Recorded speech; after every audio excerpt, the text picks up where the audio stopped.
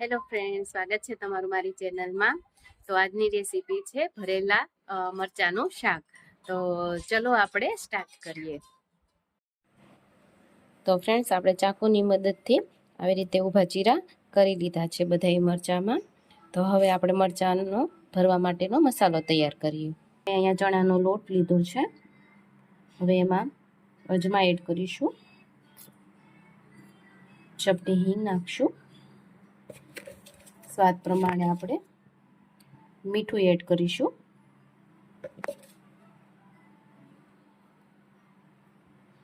હવે અંદર ધાણા જીરું નાખશું આપણે, અને હવે ચપટી હળદર. અમે લાલ મરચું નથી નાખતા. જો તમને લોકોને તીખાશ વધારે પસંદ હોય તો તમે લાલ મરચું પાવડર પણ નાખી શકો છો. હવે આપણે આની અંદર મોણ માટે તેલ નાખીશું.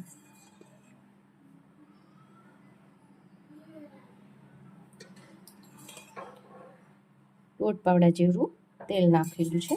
હવે આપણે આ બધું મિક્સ કરી દઈશું. તો ફ્રેન્ડ્સ, આપણો મસાલો તૈયાર છે. જો મુઠ્ઠી વળે છે એટલું મોણ આપવાનું છે. હવે આ મસાલો આપણે મરચાંમાં ભરી લઈશું.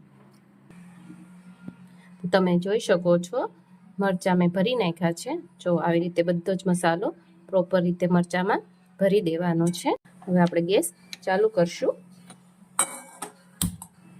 અને આમાં આપણે ઉપરથી તેલ એડ કરશું. આને છે ને શેકાવા દેવાના છે. એટલે આપણે ગરમ તેલ કરીને જેમ વઘાર કરીએ છીએ એવી રીતે વઘાર નથી કરવાનો. ઉપરથી ડાયરેક્ટ આવી રીતે તેલ નાખવાનું છે, અને પછી એને પ્રોપર હલાવી લેવાના છે. આપણે આને હલાવી લઈશું.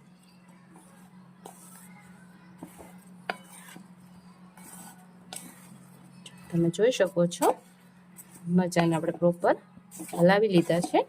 હવે ધીમા તાપે આને શેકાવા દેવાના છે, અને આપણે ડીશ ઢાંકી દઈશું. જો આવી રીતે આપણે ઢાંકી દઈશું પ્રોપર. ઢકાઈ ગયું છે, અને ધીમા તાપે આપણે શેકાવા દઈશું. જો આપણા મરચાં પ્રોપર બંને બાજુ શેકાઈ ગયા છે. હવે આપણે એને લોઢી ઉપર મૂકવાનું છે. લોઢી અથવા તાવડી તમે એની પર મૂકી શકો છો. હવે આ મરચાંને તાવડી ઉપર આપણે 5 મિનિટ શેકાવા દઈશું. તમે જોઈ શકો છો, આપણા મરચાં થઈ ગયા છે. જો તમને આ રેસીપી ગમી હોય તો મારા વિડીયોને લાઈક કરજો, શેર કરજો, અને સબસ્ક્રાઈબ કરવાનું ના ભૂલતા.